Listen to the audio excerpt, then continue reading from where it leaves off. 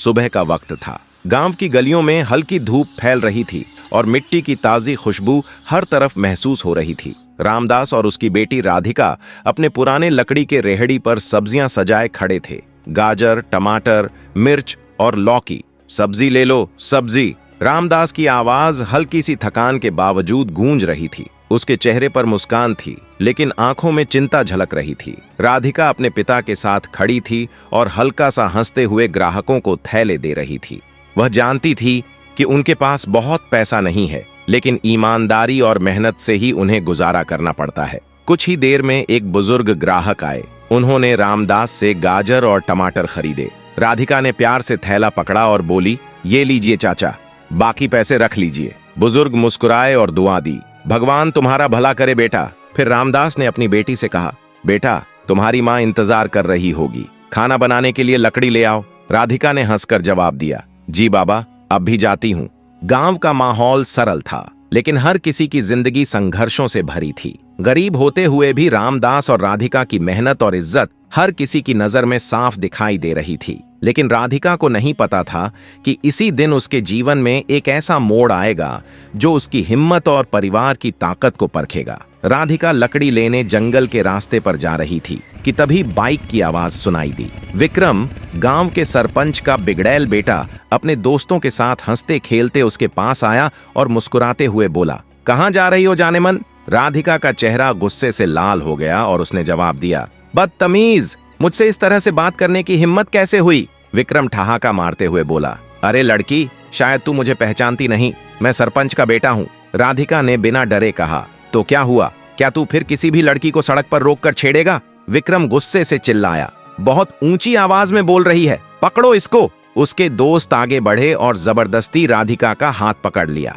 राधिका रोते हुए चिल्लाई, छोड़ो मुझे, यह गलत है। लेकिन विक्रम हंसते हुए बोला, आज बता दूंगा मैं कौन हूं, दिखाऊं ताकत। राधिका ने पूरी ताकत से संघर्ष किया, पर उसकी चीखें सुनने वाला आसपास कोई नहीं था। आंसू उसके चेहरे पर बह रहे थे और उसने जोर से पुकारा, कृपया छोड़ दो, मुझे जाने दो, तुम लोग ऐसा क्यों कर रहे हो? विक्रम ने हंसते हुए ताना मारा, डर गई? अभी तो बस शुरुआत है, आवाज बंद कर। उसके दोस्त भी उसे दबाते हुए बोले, चुप रहो, ज्यादा हीरोइन बन रही है। राधिका ने कांपती आवाज में चिल्लाया, तुम लोगों को शर्म नहीं आती? मैं अकेली लड़की हूं, भगवान से डरो। लेकिन विक्रम जोर से बोला, आज कोई नहीं बचाएगा तुम्हें, जितना चीखना है चीख लो। राधिका ने पूरी ताकत से खुद को छुड़ाया और उन्हें जोर से धक्का दिया, तुम्हारी सोच गंदी है, मैं डरूंगी नहीं।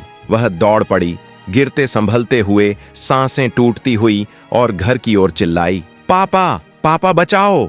रामदास अपनी बेटी राधिका को रोते हुए देखकर बेहद परेशान और क्रोधित हो गए। उनका दिल फट सा गया जब उन्होंने उसकी आंसू भरी आंखें और कांपती आवाज देखी। उन्होंने धीरे से पूछा, बोल बेटा, क्या हुआ? राधिका फूट फूट कर रो पड़ी और अपने गुस्से और डर के बीच बोली, पापा, आज सरपंच के लड़के ने मेरे साथ बीच गांव में बदतमीजी की। उसने मुझे डराया और जबरदस्ती छेड़ने की कोशिश की। रामदास का शरीर क्रोध से कांप उठा। उन्होंने आवाज उठाते हुए कहा, उसकी इतनी हिम्मत कि मेरी बेटी को हाथ लगाए? नहीं, यह बर्दाश्त नहीं किया जाएगा। चल, अभी उसके खिलाफ कार्रवाई करनी होगी। राधिका ने पिता का हाथ मजबूती से पकड़ लिया और दोनों एक साथ न्याय के लिए बाहर निकलने की तैयारी करने लगे। रामदास गुस्से में सरपंच के दरवाजे पर चिल्लाए, सरपंच जी बाहर आइए।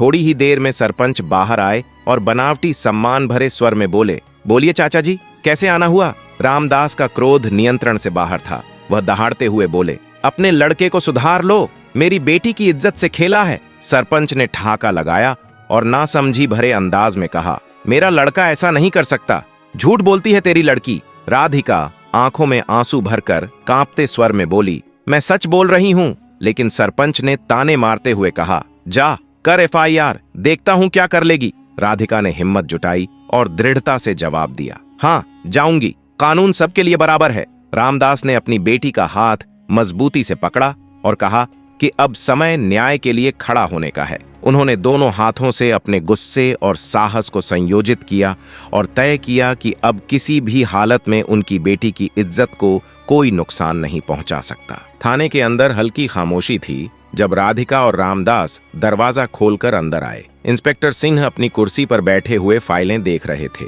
राधिका की हालत देखकर उन्होंने तुरंत उठकर गंभीर आवाज में पूछा, बोलो बेटा, क्या हुआ? राधिका की आवाज कांप रही थी, पर हिम्मत जुटाकर उसने पूरी घटना शुरू से अंत तक बता दी। विक्रम के रुकने से लेकर उसके बदतमीजी भरे शब्द, दोस्तों द्वारा हाथ पकड़ने तक सब कुछ। उसकी बात सुनकर इंस्पेक्टर सिंह के चेहरे पर तेज गुस्सा उभर आया। मेज पर हाथ मारते हुए उन्होंने कहा, सरपंच का लड़का गांव की लड़कियों को परेशान करता है। ये गुंडागर्दी मैं निकालूंगा। कानून उसके बाप का घर नहीं है। रामदास की आंखों से आंसू बह निकले और वे रोते हुए बोले, साहब हम गरीब लोग हैं, हमारी कोई नहीं सुनता, हर बार दबा देते हैं हमें। इंस्पेक्टर सिंह ने आगे बढ़कर रामदास के कंधे पर हाथ रखा और दृढ़ आवाज में कहा, अब हम हैं तुम्हारे साथ। आज किसी की औकात दिखानी है तो कानून दिखाएगा, न्याय मिलेगा आज ही। उन्होंने तुरंत सिपाहियों की तरफ मुड़कर आदेश दिया, चलो गाड़ी निकालो, अभी चलते हैं सरपंच के घर। सिपाही तेजी से हरकत में आ गए,